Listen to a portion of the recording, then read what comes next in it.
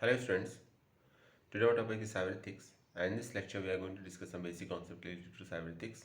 In our last lecture we already discussed about netiquettes and intellectual property rights.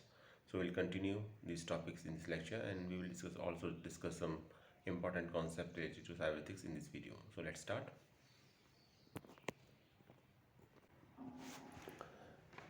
Intellectual property right हम student already पिछली बार पढ़ चुके थे और जैसे हमने उसमें पढ़ा था इंटेलेक्चुअल प्रॉपर्टी राइट्स में आते हैं आपके पेटेंट, कॉपीराइट और ट्रेडमार्क। बेसिकली 3 ही हैं, बाकी और भी हैं। और एग्ज़ाम में क्वेश्चन आपको पेटेंट, कॉपीराइट से या ट्रेडमार्क से मिलेगा डेफिनेटली। तो एक बार मैं आपको बता देता हूँ पहले इन तीनों के बारे में कि जो आपका कॉपीराइट होता है बेसिकली वो आपका यूज़ किया जाता है आपका, that is where the creation of mind is use. Basically artistic work के लिए यूज़ किया जाता है।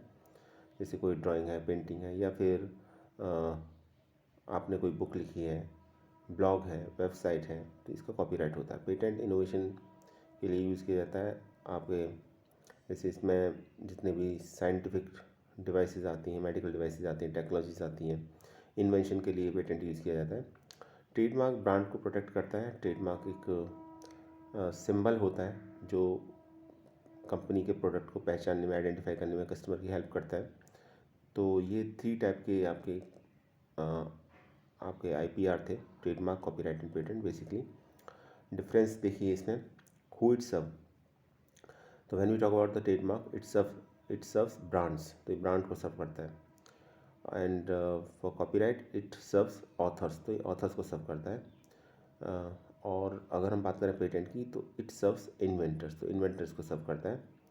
पर्पज़ क्या है ट्रेडमार्क का? इट डिस्टिंग्विशेस प्रोडक्ट और सर्विसेज फ्रॉम कंपटीटर्स। तो डिफरेंट कंपटीटर्स होते हैं आपके, उनके प्रोडक्ट होते हैं, तो एक ही फील्ड में ऑब्वियसली या एक ही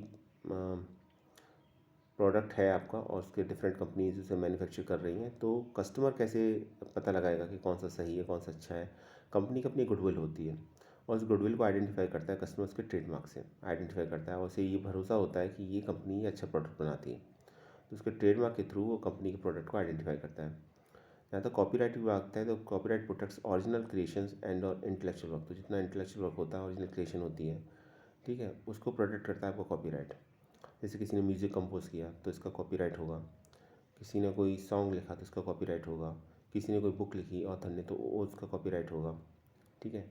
कोई पेंटिंग है उसका कॉपीराइट होगा। तो ये जितने भी आर्टिस्टिक वर्क होते हैं, इंटेलेक्चुअल वर्क होते हैं, इनके लिए आपका कॉपीराइट यूज़ होता है। जहाँ तक पेटेंट की बात है तो patent grants exclusive right to the exploit an invention. तो किसी इन्वेंशन को एक्सप्लॉइट करने के लिए एक्सक्लूसिव राइट प्रोवाइड कराया जाता है पेटेंट के थ्रू।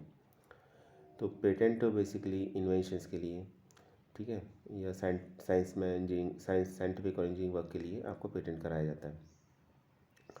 ट्रेडमार्क में आता है एग्जाम्पल्स अगर हम देखें, वर्ड्स, लोगो, स्लोगन्स, कलर्स।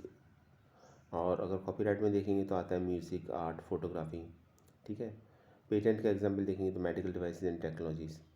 टाइम लिमिट बहुत इंपॉर्टेंट है। टाइम लिमिट ट्रेडमार्क की 10 ईयर्स होती है। 10 ईयर के बाद आफ्टर 10 ईयर्स हमें आगे से रिन्यू करा सकते हैं नेक्स्ट 10 ईयर्स के लिए, और कितनी भी बार रिन्यू करा सकते हैं। इसका मतलब ये इनडेफिनिट है, इसका कोई फिक्स टाइम पीरियड नहीं है, लेकिन हाँ 10 ईयर्स के लिए ये मिलता है और 10 ईयर्स के बाद इसको आगे हम एक्सटेंड करा सकते हैं। जहाँ तक कॉपीराइट की बात है तो कॉपीराइट का टाइम होता है 70 to 170 ईयर्स, या हम इसको कह सकते हैं कि 70 years plus the life of the author. तो ये कॉपीराइट का टाइम होता है। पेटेंट आपका 20 ईयर्स के लिए होता है। तो ये था स्टूडेंट ट्रेडमार्क, कॉपीराइट और पेटेंट के बारे में। अब चलिए नेक्स्ट टॉपिक पर चलते हैं।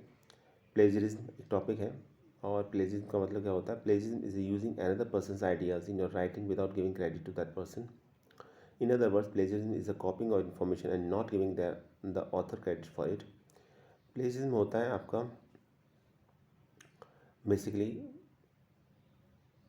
आप किसी पर्सन के आइडिया को कॉपी करें और उसे क्रेडिट ना दें, उसे बताएं भी ना, और उसको यूज़ करें, तो ये प्लेजरिज्म कहलाएगा। दूसरे शब्दों में हम ये कह सकते हैं कि प्लेजरिज्म होता है कॉपिंग of information and not giving the author credit of it for it. तो जिसका ये वर्क है उसको हम क्रेडिट नहीं देंगे और उसके वर्क को कॉपी करेंगे, उसकी परमिशन भी नहीं लेंगे, तो इसको प्लेजरिज्म की कैटेगरी में माना जाता है।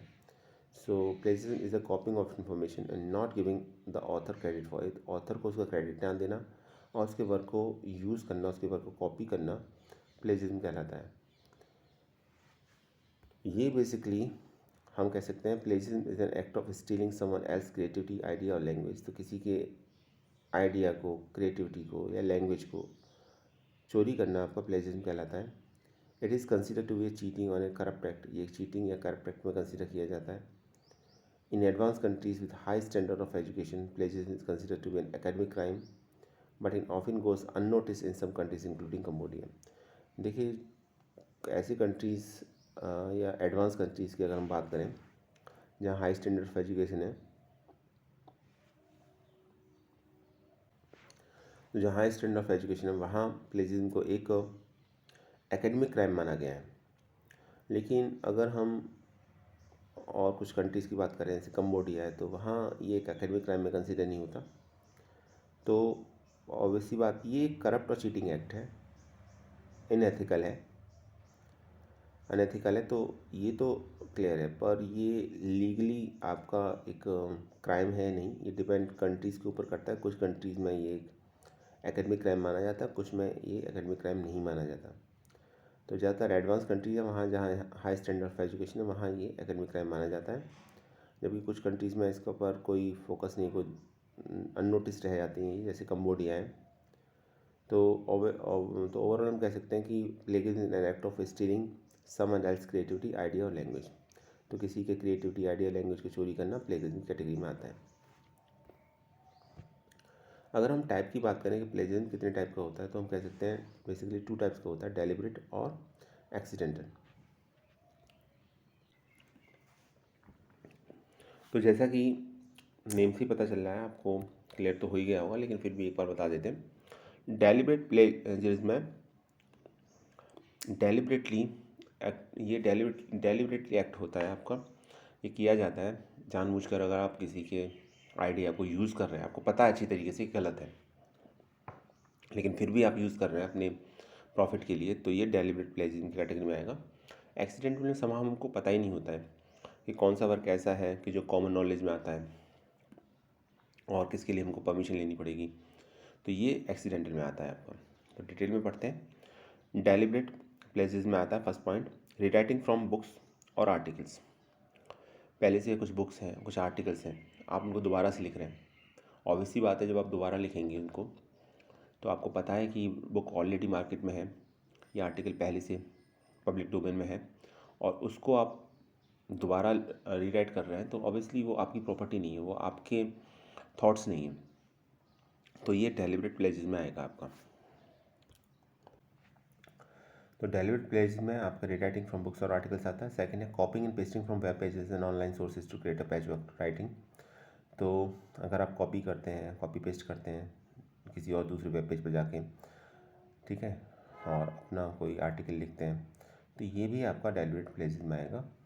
फिर थर्ड है आपका बाइंग, डाउनलोडिंग और बोरोइंग ए पेपर। आप डाउनलोड कर लेते हैं कोई, या कोई पेपर आप लेते हैं, बोरो करते हैं, ठीक है, तो ये भी आपका डेलिब्रेट प्लेजिज्म में आएगा। उसको अपने पर्पज़ के लिए यूज़ करते हैं फिर आप। तो आपने बाई किया है, ठीक, बाइंग, डाउनलोडिंग और बोरोइंग पेपर, तो ऑब्वियसली बात है प्रॉपर्टी किसी और की, लेकिन आप उसे अपने पर्सनल यूज़ के लिए यूज़ कर रहे हैं और आप उसको क्रेडिट नहीं दे रहे हैं, ठीक है, तो ये आपका डेलिब्रेट प्लेजिज्म में आएगा। एक्सीडेंटल में क्या आएगा, देखिए, not knowing when and how to cite. तो एक्सीडेंटल में आपको पता ही नहीं है कि इसको कैसे यूज़ करना है, और अब तो ये एक्सीडेंटल में आएगा।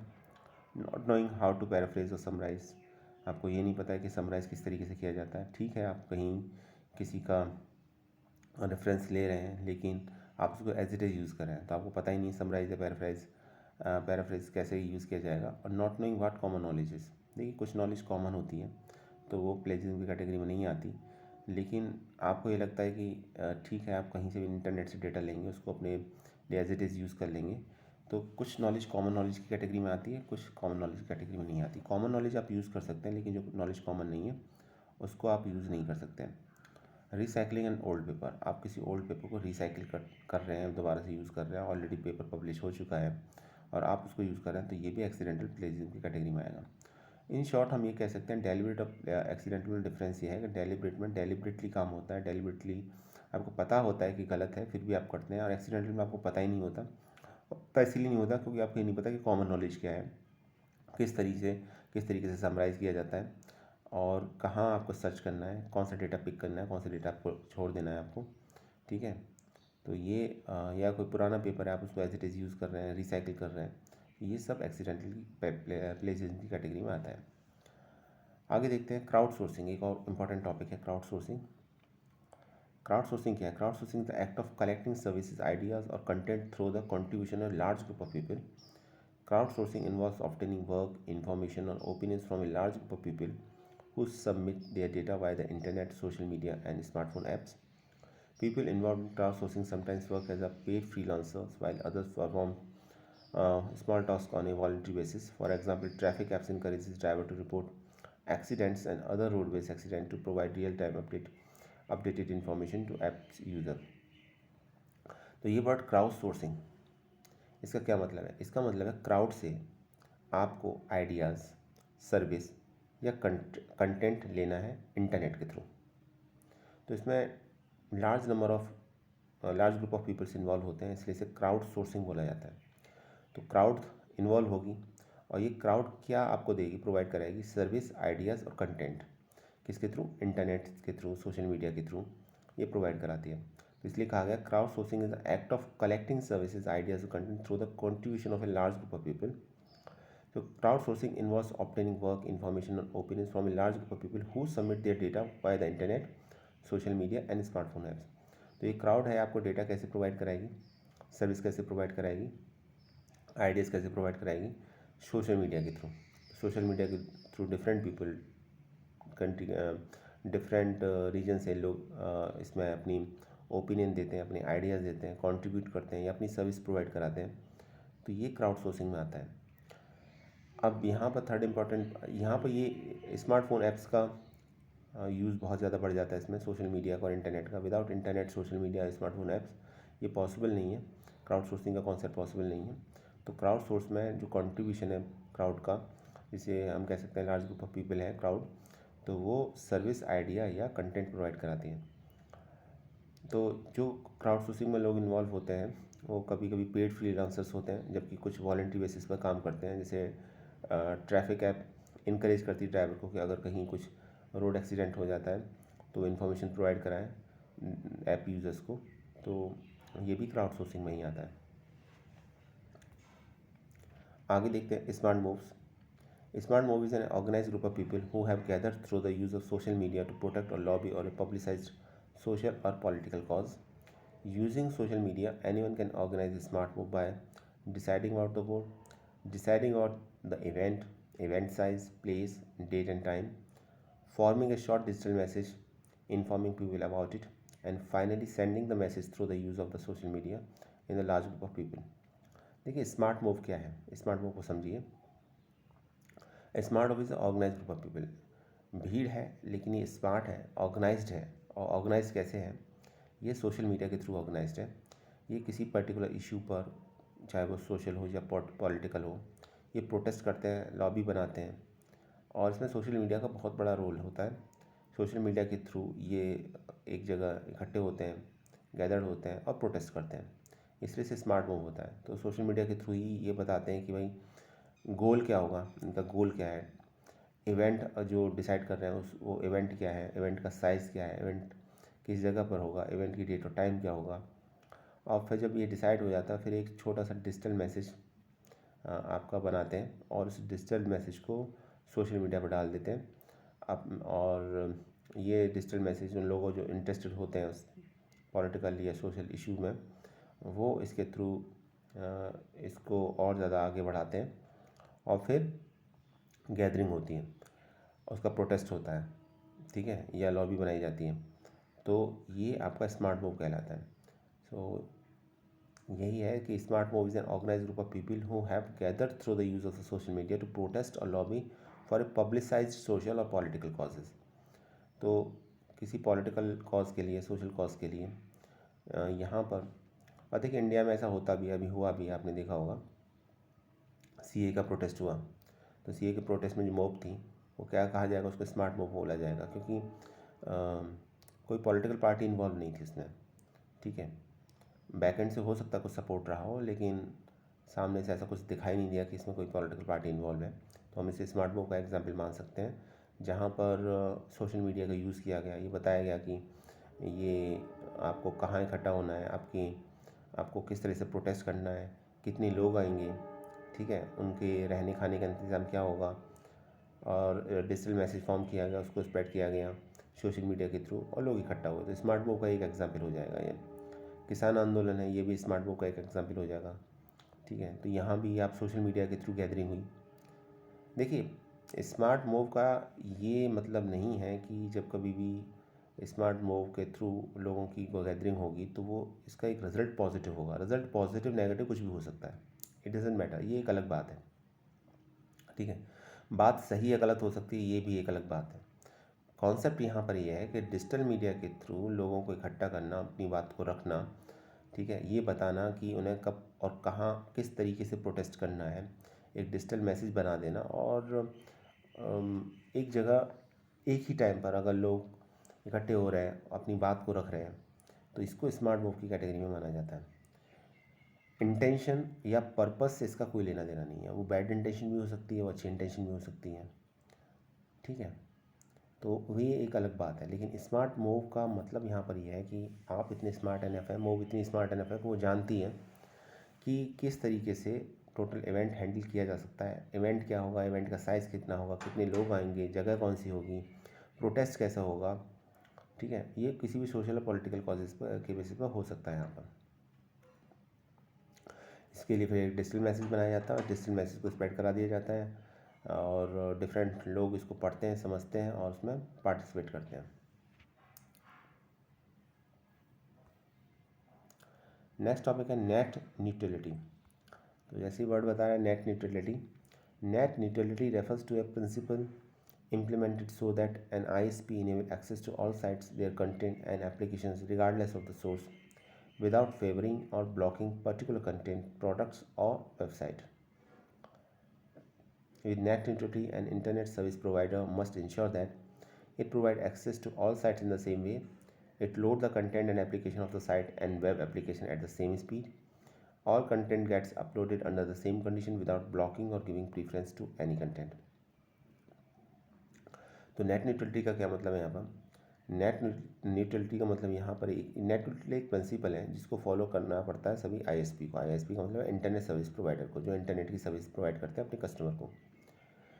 तो इसमें ये है कि वो किसी को फेवर नहीं करेंगे, ना तो किसी कंटेंट को फेवर करेंगे, ना किसी वेबसाइट को फेवर करेंगे, ना किसी प्रोडक्ट को फेवर करेंगे। तो कंटेंट, प्रोडक्ट, वेबसाइट किसी भी को भी फेवर नहीं कर सकते, ना ही किसी को ब्लॉक कर सकते हैं। तो ये नेट न्यूट्रलिटी कहलाता है। तो जो इंटरनेट सर्विस प्रोवाइडर है, जो इंटरनेट की सर्विस प्रोवाइड करा रहा है आपको, उसके लिए ये नेट न्यूट्रलिटी कॉन्सेप्ट इम्प्लीमेंट होता है कि वो किसी भी पर्टिकुलर कंटेंट, प्रोडक्ट या वेबसाइट को ना तो फेवर कर सकता है, ना ब्लॉक कर सकता है, और ना करना चाहिए उसको। तो उसका सोर्स क्या है, इससे उसका कोई लेना देना नहीं है। तो इसमें जब नेट न्यूट्रलिटी कॉन्सेप्ट को इम्प्लीमेंट करने की बात आती है तो आईएसपी को, इंटरनेट सर्विस प्रोवाइडर को, इंटरनेट सर्विस प्रोवाइडर से मतलब है जिसका भी आप इंटरनेट यूज़ कर रहे हैं, मान लीजिए जियो को यूज़ कर रहे हैं, एयरटेल का यूज़ कर रहे हैं, आइडिया का यूज़ कर रहे हैं, तो ये आईएसपी कहलाएंगे आपके। तो it provide access to all site in the same way, कि जितनी भी साइट्स हैं उन सभी का एक्सेस एक ही तरीके से हो। पहले तो उसे इंश्योर करना पड़ेगा। Second, it load the content and application of the site and web application at the same speed. Content जो भी है या जो भी एप्लीकेशन है आप जो यूज़ कर रहे हैं, उन सभी की स्पीड सेम होनी चाहिए, डिफरेंट नहीं होनी चाहिए। थर्ड है, content get loaded under the same condition without blocking और giving preference to any content. कोई भी कंटेंट वेबसाइट है, ये नहीं कि एक वेबसाइट ब्लॉक है, दूसरी ओपन हो रही है, कुछ देर से ओपन हो रही है, कुछ जल्दी ओपन हो रही है, तो ये प्रेफरेंस नहीं मिलना चाहिए किसी भी कंटेंट को, किसी भी वेबसाइट को। आपको ब्लॉक नहीं करना है और सबको सेम प्रेफरेंस देनी है सभी को। तो ये रेस्पॉन्सिबिलिटी रहती है आईएसपी की, इंटरनेट सर्विस प्रोवाइडर की। इन शॉर्ट हम कह सकते हैं कि नेट न्यूट्रलिटी मतलब है कि इंटरनेट को, इंटरनेट की सर्विस जब प्रोवाइड कराई जाए आईएसपी के थ्रू, तो न्यूट्रल वे में प्रोवाइड कराया जाए। पर्टिकुलर किसी कंटेंट को, ब्लॉग को, वेबसाइट को, ठीक है, प्रोडक्ट को ना तो फेवर किया जा सकता है, ना ही ब्लॉक किया जा सकता है। ब्लॉक करना चाहिए किसी भी आईएसपी को, इंटरनेट सर्विस प्रोवाइडर को, तो इसे नेट न्यूट्रलिटी बोलते हैं। नेक्स्ट आता है internet addiction. So when a person cannot find balance between their time online and their time offline, it is considered affected their mental health. This condition is called the internet addiction or internet addiction disorder. देखिए, जब ऐसा लगता है कि कोई person अपनी offline और online life के बीच में कोई बैलेंस नहीं बना पा रहा है, उसकी मेंटल हेल्थ से इफेक्ट कर रही है, तो इसको हम इंटरनेट एडिक्शन बोलते हैं। जैसे आपने देखा होगा, कुछ स्टूडेंट्स होते हैं या बच्चे होते हैं, वो गेम खेलते रहते हैं दिन भर। ठीक है, तो जब तक वो गेम नहीं खेलेंगे, उनको उनको ऐसा लगेगा उन्होंने कुछ किया नहीं है दिन भर, तो ये इंटरनेट एडिक्शन की कैटेगरी में आएगा। तो इससे मेंटल हेल्थ इफेक्ट होती है उनकी। ठीक है, और वो अपनी ऑनलाइन और ऑफलाइन टाइम के बीच में, जो लाइफ है उसके बीच में बैलेंस नहीं बना पाते। जैसे अगर आप कंप्यूटर पे ही गेम खेल रहे हो, ऑनलाइन गेम खेल रहे हो, तो आप बाहर ग्राउंड में जाके या फील्ड में जाके आप गेम नहीं खेल रहे हो, अपने दोस्तों से नहीं मिल रहे हो। ठीक है, अपने पेरेंट्स से नहीं मिल पा रहे हो, अपना होमवर्क नहीं कर पा रहे हो, अपनी पढ़ाई नहीं कर पा रहे हो, तो ये फिर इंटरनेट एडिक्शन की कैटेगरी में आएगा। तो ये इसको इंटरनेट एडिक्शन बोलेंगे। तो यही लिखा हुआ है, if when a person can not find a balance between their time online, their time offline, it is considerably affect their mental health, and this condition called the internet addiction or internet addiction disorder, IAD। ठीक है, internet addiction disorder बोला जाता है इसको। तो इसमें क्या क्या आता है इंटरनेट एडिक्शन डिसऑर्डर में, कौन कौन सी आते हैं? एक्सेसिव सोशल नेटवर्किंग, बहुत ज़्यादा सोशल नेटवर्किंग करते हैं। आपने देखा हो कुछ लोग ऐसे होते हैं कि सोशल नेटवर्किंग साइट्स का यूज़ करते हैं, एक हद से ज़्यादा यूज़ करते हैं। सभी यूज़ करते हैं, लेकिन कुछ लोग हद से ज़्यादा यूज़ करते हैं। जैसे कुछ लोग यूज़ कर रहे हैं तो दिन भर फेसबुक पे बैठे रहते हैं। ठीक है, ऑनलाइन चैटिंग करते रहते हैं। तो ये फिर एक्सेसिव सोशल नेटवर्किंग साइट है, तो ये भी इंटरनेट एडिक्शन डिसऑर्डर का में आता है आपका। एक्सेसिव ब्लॉगिंग, कुछ लोग ब्लॉग लिखते हैं, जब तक ब्लॉग नहीं लिख लेंगे तब तक उनको ये लगेगा कि उन्होंने कुछ किया नहीं है, तो उन ब्लॉग लिखते हैं, ब्लॉग पढ़ते हैं। ठीक है, तो ये भी आपका इंटरनेट एडिक्शन डिसऑर्डर में आता है। कंपल्सिव ऑनलाइन गैमलिंग में पार्टिसिपेट करते हैं, और कंपल्सरी होता है उनके लिए। जब तक वो ये नहीं करेंगे तब तक उनको फीलिंग ही नहीं आएगी कुछ कि उन्होंने कुछ किया है। देखिए, एक लेवल के बाद चीज़ें जो होती हैं, जब आपको आदत पड़ जाती है, या हम कहें कि लत हो जाती है उनकी चीज़ की, ठीक है, तो फिर वो एडिक्शन में आ जाता है। और जब इंटरनेट पर ऐसा होता है तो इसको इंटरनेट एडिक्शन बोलते हैं, चाहे वो ऑनलाइन गैमलिंग की हो। इसी तरीके से ऑनलाइन शॉपिंग है, ज़रूर से ज़्यादा शॉपिंग करते हैं कुछ लोग। Compulsory watching of internet videos in pornography, तो कुछ लोगों को आदत पड़ती है इसकी, इंटरनेट पर जाकर वीडियोज़ पोर्नोग्राफी से रिलेटेड मटेरियल देखने की। नेक्स्ट है मैं प्लेइंग ऑनलाइन गेम्स, कुछ ऑनलाइन गेम्स खेलते हैं आप, तो उनको लगता है कि ऑनलाइन जब तक नहीं जाएंगे, गेम नहीं खेलेंगे, तब तक कुछ नहीं होगा। तो ये सब इंटरनेट एडिक्शन में आते हैं। तो इंटरनेट एडिक्शन में जब एक्सेसिव यूज़ होता है इंटरनेट का, और उससे हमारी सोशल लाइफ इफेक्ट होती है, हमारी हमारी हम कह सकते हैं कि इसमें मेंटल हेल्थ इफेक्ट होती है। तो और हम ऑनलाइन और ऑफलाइन टाइम के बीच में बैलेंस नहीं बना पाते अपने, तो ये इंटरनेट एडिक्शन में आएगा। ठीक है, जहाँ तक स्टूडेंट के पॉइंट ऑफ व्यू की बात है, तो इंटरनेट एडिक्शन में जैसे अगर आप इंटरनेट का एक ज़रूरत से ज़्यादा यूज़ कर रहे हैं, चाहे गेम खेलने में या सोशल नेटवर्किंग साइट में या शॉपिंग में, तो वहाँ उसकी वजह से आपकी पढ़ाई इफेक्ट हो रही है। ठीक है, आपकी पर्सनल लाइफ इफेक्ट हो रही है, तो फिर ये इंटरनेट एडिक्शन में आएगा आपका।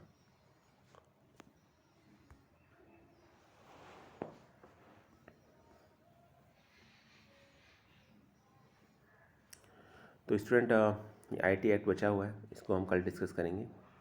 तो आज हमने कुछ टर्म्स बताए आपको, एक बार हम फिर से आपको पेटेंट कॉपीराइट के बारे में बता देते हैं, क्योंकि बहुत इंपॉर्टेंट क्वेश्चन है कॉपीराइट, पेटेंट और ट्रेडमार्क। तो कॉपीराइट के बारे में देखिए, copyright allows author, musician, artist etcetera to make money of their labour. It prevent others from making their work for free. It also prevent people from altering the work without permission. तो copyright allow करता है authors, musician और artist को अपनी जो मेहनत है उसके लिए पैसे कमाने के लिए। ठीक है, और इसकी वजह से कोई दूसरा पर्सन आप उनके काम को फ्री ऑफ कॉस्ट यूज़ नहीं कर सकता। तो कॉपीराइट में क्या आता है? लिटरेरी, ड्रामेटिक, म्यूजिकल, आर्टिस्टिक और आर्किटेक्चरल वर्क। ठीक है, ये सब आता है कॉपीराइट में। बुक लिखी है आपने, प्ले लिखा है, म्यूज़िक कंपोज किया है, पेंटिंग बनाई है, डिज़ाइन तैयार किया है, तो ये सब इसमें आएगा। पेटेंट की जहाँ तक बात करें तो पेटेंट आपका एक्सक्लूसिव राइट होता है जो प्रोवाइड किया जाता है अथॉरिटी के थ्रू एक लिमिटेड टाइम पीरियड के लिए, इन्वेंशन के लिए। तो इनोवेटिव आइडियाज़ के लिए, इन्वेंशंस के लिए पेटेंट कराया जाता है आपका, और टाइम पीरियड रहता है इसका 20 ईयर्स। ट्रेडमार्क की बात करें तो ट्रेडमार्क एक सिंबल होता है, डिस्टिंक्टिव साइन होता है जो आइडेंटिफाई करता है गुड्स और सर्विसेज को, एक कंपनी को दूसरी कंपनी से। तो स्टूडेंट आज के लिए इतना ही। Thanks for watching this video.